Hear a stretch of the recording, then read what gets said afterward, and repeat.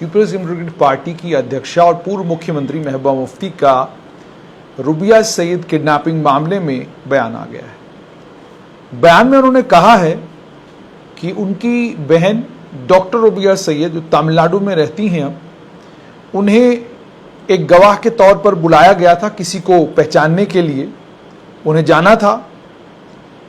यासीन मलिक जो हैं वो पब्लिक डोमेन में रहे हैं और उन्हें पहचानना आसान था। 32 साल एक लंबा समय होता है, लोग बहुत सारी चीजें भूल जाते हैं। वो किसी और को पहचान नहीं पाई, उन्होंने अपनी ड्यूटी की। ये बात पीडीपी की अध्यक्षा महबूबा मुफ्ती ने कही है।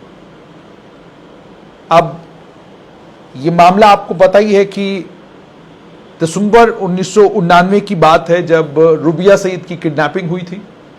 उस किडनैपिंग के नतीजे में 5 आतंकवादियों को छोड़ दिया गया था और उन 5 आतंकवादियों को छोड़ने के बाद सभी जितने भी डिफेंस एक्सपर्ट्स हैं, डिफेंस एनालिस्ट हैं, वो सभी लोग ये मानते हैं कि समय के साथ जैसे जैसे वक्त बीतता गया, घाटी के आतंकवाद को अगर एक नया मोड़ मिला तो उस नए मोड़ का एक बड़ा कारण जो है उन 5 आतंकवादियों को छोड़ना था। उस समय जम्मू कश्मीर के मुख्यमंत्री डॉक्टर फारूक अब्दुल्ला ने इन 5 आतंकवादियों को ना छोड़ने की बात की थी और रेजिस्ट किया था और कहा था कि इनको मत छोड़िए, अगर आपने इनको छोड़ा तो बवाल हो जाएगा। बाद में बवाल ही हुआ, बाद में घाटी आतंकवाद की आग में गिर गया और नतीजा ये निकला कि आज लगभग 33 साल हो चुके हैं और घाटी से अब भी आतंकवाद जो है खत्म होने का नाम नहीं ले रहा। जिन 4 लोगों को एडवोकेट मोनिका कोहली जो सीबीआई की काउंसिल हैं, उनके मुताबिक डॉक्टर रुबिया सईद ने पहचाना, उसमें यासीन मलिक जो जेकेएलएफ के सुप्रीमो थे, महराजुद्दीन शेख, मोहम्मद जमा मीर, मंजूर अहमद सोफी, इन 4 लोगों को उन्होंने पहचाना और अब 23 अगस्त को दोबारा से उन्होंने 23 जुलाई को दोबारा से उन्होंने 23 अगस्त को दोबारा से उन्होंने सुनवाई के लिए दोबारा से उन्होंने आना है और जाहिर सी बात है वहां भी उनसे सवाल जवाब किए जाएंगे। और यासीन मलिक ने ऑलरेडी ये गुजारिश की है कि उन्हें क्रॉस एग्जामिनेशन करने की इजाजत दी जाए। वो खुद अपने मामले की पैरवी करेंगे और जितने भी गवाह हैं उन गवाहों से सवाल जवाब करेंगे। महबूबा मुफ्ती का बयान, उनका ये कहना कि यासीन मलिक पब्लिक डोमेन में रहे हैं और उसे पहचानना आसान है, 32 साल लंबा वक्त होता है, लोग बहुत सारी चीजें भूल जाते हैं। 2019 यासीन मलिक के संगठन जम्मू कश्मीर लिबरेशन फ्रंट पर प्रतिबंध लगा। प्रतिबंध लगने के फौरन बाद महबूबा मुफ्ती का बयान आया, उन्होंने कहा इन प्रतिबंधों से कोई फर्क पड़ने वाला नहीं है। यासीन मलिक को पूर्व प्रधानमंत्री अटल बिहारी वाजपेयी ने जम्मू कश्मीर के मसले में एक स्टेक होल्डर माना है, उसे गिरफ्तार करने से कोई फायदा होने वाला नहीं है। सिर्फ इतना ही नहीं, जब यासीन मलिक का जिस दिन फैसला आना था उस दिन भी महबूबा मुफ्ती का एक और बयान आया, जिस बयान में महबूबा मुफ्ती ने यासीन मलिक को लेकर यह कहा कि आप किसी को जेल भेजिए। इससे पहले भी लोगों को फांसी दी गई, लोगों के खिलाफ कार्रवाइयां हुई, बहुत कुछ हुआ, लेकिन उससे कुछ भी नहीं निकला, आगे भी इससे कुछ भी नहीं निकलने वाला। ये सारी बातें पूर्व मुख्यमंत्री और पीडीपी की अध्यक्षा महबूबा मुफ्ती ने की। आज का इनका बयान 2 चीजें साफ तौर पर दर्शाता है। एक तो यह कि अलगाववादियों का जो वर्चस्व घाटी में था वो खत्म हो चुका है। आतंकवाद जिस दाम पे घाटी में बिकता था, अब उस दाम पे बिकना बंद हो गया है। सियासी तौर पर अलगाववादियों की इंपॉर्टेंस खत्म हो गई है और यह बात सभी को माननी होगी कि एक समय था, एक कालखंड था जिस कालखंड में अलगाववादियों की इंपॉर्टेंस थी। अलगाववादी राजनीतिक तौर पर बड़े इंपॉर्टेंट हुआ करते थे, लेकिन अब यूं लगता है कि उनकी कॉन्स्टिट्यूएंसी खत्म हो चुकी है। महबूबा मुफ्ती का यह बयान देना, उन्होंने कहा बाकी किसी को नहीं पहचान सकी, उन्होंने अपनी ड्यूटी की, यानी उन्होंने यासीन मलिक को पहचान कर, जिस व्यक्ति ने उन्हें अगवा किया था, किडनैप किया था, उसको, अपने किडनैपर को पहचान कर उन्होंने अपनी ड्यूटी की है।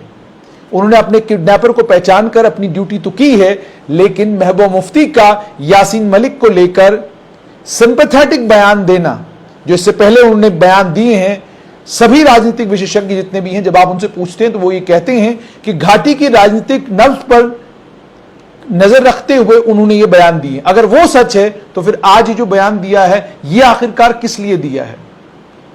जब परिवार की बात आए तब डॉक्टर रुबिया सईद ने अपनी ड्यूटी की, और जब राजनीति की बात आए तो यासीन मलिक जम्मू कश्मीर के मामले में एक स्टेक होल्डर हैं, और अटल बिहारी पूर्व प्रधानमंत्री स्वर्गीय अटल बिहारी वाजपेयी की भी याद दिलाई जाती है। यासीन मलिक एक स्टेक होल्डर हैं, केंद्र को उससे बात करनी चाहिए।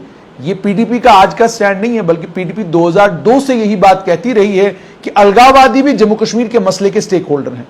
आज यूं लगता है कि अलगाववादियों के पैरों के नीचे से जमीन खिसक चुकी है, यूं लगता है कि उनका बोरिया बिस्तरा बंद हो चुका है, डब्बा गोल हो चुका है। अब चूंकि डब्बा गोल हो चुका है इसलिए कोई चारा नहीं है ये कहे बगैर कि जनाब अब तो इनकी कॉन्स्टिट्यूंसी खत्म हो गई, इनकी इंपॉर्टेंस, इनकी रेलेवेंस खत्म हो चुकी है, अब कोई भी बयान दिया जा सकता है। तो कल तक जो सिंपैथेटिक बयान था वो क्या था, और आज जो ये बयान दिया जा रहा है वो क्या है, ये आम जनमानस जो वो समझने की कोशिश कर रहा है। आम कश्मीर घाटी में रहने वाला आम नागरिक ये समझने की कोशिश कर रहा है कि आखिरकार महबूबा मुफ्ती का यासीन मलिक को लेकर स्टैंड क्या है। क्या वो यासीन मलिक को जम्मू कश्मीर के मामले में एक स्टेक होल्डर मानती हैं, या वो ये मानती हैं कि यासीन मलिक एक किडनैपर है? अगर यासीन मलिक एक किडनैपर है, एक आतंकवादी है, एक अलगाववादी है, तो फिर वो स्टेक होल्डर कैसे है? क्या कोई किडनैपर स्टेक होल्डर हो सकता है? कोई अगवा करने वाला आदमी स्टेक होल्डर हो सकता है? वो व्यक्ति जो एक महिला को यह कहता है कि गाड़ी से नीचे उतरोगी या घसीट कर नीचे उतारें, क्या वो किसी भी मामले में स्टेक होल्डर हो सकता है? क्या कहेंगे आप ऐसे व्यक्ति को? आप जीवल चौक में खड़े हैं, एक आदमी आता है, वो कहता है, किसी महिला से कहता है घसीट कर तुम्हें गाड़ी से नीचे उतारेंगे या तो खुद उतर जाओ, क्या कहेंगे ऐसे आदमी को? आप खुद तय कीजिए, क्या कहेंगे ऐसे आदमी को आप?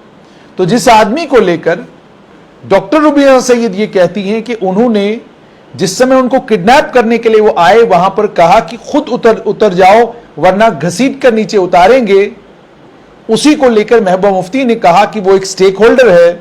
उसी के संगठन को लेकर, जिसे एक आतंकवादी संगठन डिक्लेयर करके, प्रतिबंधित संगठन डिक्लेयर करके उसके ऊपर बैन लगा दिया गया, उसी संगठन को लेकर महबूबा मुफ्ती ने कहा था कि इससे पहले भी बड़े सारे बैन लगाए गए, इससे पहले भी बहुत कुछ हुआ, यासीन मलिक एक स्टेक होल्डर है। यासीन मलिक को अटल बिहारी वाजपेयी ने बुलाया था, वो वार्ताओं में हर समय शामिल रहे हैं। ये सारी बातें उस समय की गई थी जिस समय जम्मू कश्मीर लिबरेशन फ्रंट को आतंकी संगठन और प्रतिबंधित संगठन डिक्लेयर करके उस पर प्रतिबंध लगाया गया था। उस समय जब ये सारी बातें कही गई थी तो उस समय महबूबा मुफ्ती ने यह बयान दिया था, और आज वो कहती हैं कि उनकी बहन डॉक्टर रुबिया सईद ने अपना फर्ज अंजाम दिया, उन्होंने अपनी बात की। दूसरा, यासीन मलिक को लेकर भी जब कुछ आम जनता से या आम लोगों से आप बात करते हैं तो वो ये कहते हैं, हैरान करने वाली बात तो ये है कि लग तो ये रहा था कि शायद डॉक्टर रुबिया सईद जब खड़ी हो जाएं और क्योंकि गवाह वही हैं और वो ये कहें कि जनाब मैंने तो पहचाना ही नहीं, मैं तो जानती ही नहीं ये कौन है, लेकिन उन्होंने वो नहीं किया। उन्होंने वही किया जो कानून कहता है कि जो आपका किडनैपर है, जिसने आपका अगवा किया है, आप उसका नाम लें और नाम लेने के बाद आप उसको पहचाने ताकि कानून उसके खिलाफ कानूनी कार्रवाई करे। पहचाना किस लिए आपने? पहचाना इसलिए थोड़ी कि वो भारत पाकिस्तान वार्ता के बीच में या जम्मू कश्मीर के मसले में स्टेक होल्डर है। आपने पहचाना उसको इसलिए क्योंकि वो एक किडनैपर है।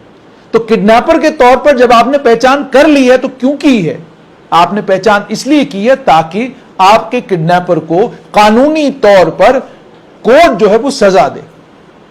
अगर किडनैपर को कानूनी तौर पर कोर्ट ने सजा देनी है तो किडनैपर फिर वार्ता में या किडनैपर फिर जम्मू कश्मीर में स्टेक होल्डर कहां से हो गया? और किडनैपर को सजा मिलने के बाद किडनैपर को लेकर सिंपैथेटिक बयान देने की आखिरकार जरूरत क्यों पड़ी? कहीं देखने को मिलता है ऐसा कि आप अपने किडनैपर को लेकर इतने संवेदनशील हो जाएं कि आप उसको लेकर बयान दें और बयानों में आप ये कहें कि जनाब जो आपने किया ये आपने ठीक नहीं किया, और आप यहां तक चले जाएं और आप ये भी कहें कि ये नई दिल्ली की मस्कुलर पॉलिसी है, नई दिल्ली अपनी मस्कुलर पॉलिसी दर्शाने की कोशिश कर रहा है। यानी ये सब बातें ये आम जनमानस पूछता है। आम जनमानस ये पूछता है कि जनाब ये बताइए कि अगर ये मस्कुलर पॉलिसी है यासीन मलिक को सजा देना, तो आपने कोर्ट में जब आइडेंटिफाई किया तो आप चाहते क्या हैं? क्या इसके बाद आप कोर्ट के सामने गुहार ये लगाएंगे कि इस आतंकी ने, जिसने मुझे आइडेंटिफाई किया है, इसे छोड़ दिया जाए? क्या आप ये कहेंगे? क्या कोर्ट के समक्ष ये बात आप कहेंगे? ये सारी चीजें आम जनमानस पूछता है। और आम जनमानस अंत में यह भी पूछता है, कब तक जम्मू कश्मीर में राजनीति, जैसे मैंने आपको कहा कि अलगाववादियों का समझ आ चुका है मेन स्ट्रीम पॉलिटिकल लीडरों को कि उनकी करेंसी खत्म हो चुकी है घाटी में। अब घाटी में अलगाववादियों का ना कोई खेमा है, ना अलगाववादियों की कोई पहचान बाकी रही है, ना अलगाववादी वोट दिला सकते हैं, ना अलगाववादियों का नाम लेकर वोट लिया जा सकता है, और ना ही अलगाववादियों को लेकर किसको ये कैंपेन रन की जा सकती है। यह संभव अब नहीं है। अब हमको कोई नया राग, कोई नया गीत तैयार करना होगा। वो नया राग, नया गीत क्या होगा वो तो राजनेताओं को तय करना है, लेकिन आम जनमानस यही बात करता है। आम जनमानस यह भी कहता है कि क्या कश्मीर घाटी के नेता इस सच्चाई को समझेंगे? क्या इस बात को समझेंगे कि अब जम्मू कश्मीर में लोगों को समझ आ चुका है कि अलगाववादी खेमा आखिरकार किस कारण इतने सालों तक अलगाववादी खेमे को संरक्षण मिलता रहा, अलगाववादी खेमे को हर तरह का प्रोटोकॉल मिलता रहा, अलगाववादी खेमे की बातें अलगाववादी खेमे की हर बात मानी गई। और कुछ लोग तो यह भी कहते हैं ये वही अलगाववादी हैं जिनमें से एक अलगाववादी को लेकर कश्मीर के एक प्रसिद्ध अखबार में एक दिन खबर आई थी कि जब एक जुलूस के दौरान उसको कांधे पे लोगों ने उठाया तो उसके जेब से बहुत सारी पर्चियां गिरी। जब उन पर्चियों को किसी ने उठाया तो उन पर्चियों में कहीं AEE की ट्रांसफर की सिफारिश थी, कहीं एक्सियन की ट्रांसफर की सिफारिश थी, कहीं कोई और सिफारिश थी, कहीं कोई और सिफारिश थी। यानी अलगाववादी एक तरफ सरकार को गालियां दे रहे थे, एक तरफ भारत के लोकतंत्र को लेकर हर तरह की बात कर रहे थे, दूसरी तरफ यही अलगाववादी हर तरह की सहूलत उसी सरकार से चाहते थे। ये सब चीजें ये इतिहास का हिस्सा लोग कहते हैं, हमने नहीं कहा, अखबारों में ये सब छपा है। कुछ वो अखबार भी हैं जिन्होंने अपनी आर्काइव्स अब उड़ा दी, अगर आर्काइव्स होती तो आपको पढ़ने को मिलता। फिलहाल यही खबर कि महबूबा मुफ्ती ने आज डॉक्टर रुबिया सईद किडनैपिंग मामले में बयान देकर यह कहा कि उनकी बहन डॉक्टर रुबिया सईद ने अपना फर्ज अदा किया यासीन मलिक को अपने किडनैपर के तौर पर पहचान कर।